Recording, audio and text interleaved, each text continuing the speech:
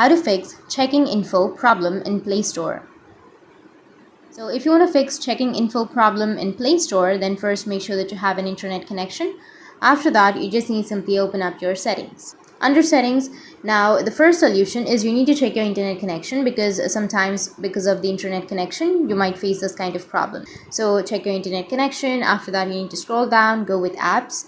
Under apps, you can go with see all apps, and here on the top right you will have three dots. Tap on the three dots, tap on show system apps, and from the system apps you need to go with search and search for Google Play services. Once you're here on the Google Play services, you need to go with storage and cache, and then go with clear storage and delete all of the data of your Google Play services. After deleting all of your storage, here you will have clear all data. You need to go with clear all data. After clearing your data, you need to go back and go with search again and search for Google Play Store. Tap on Google Play Store and then go with storage and cache again, and then go with clear storage and delete the app data.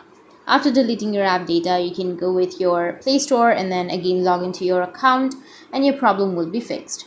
That's it, and if you have any questions, feel free to comment below. Thanks for watching.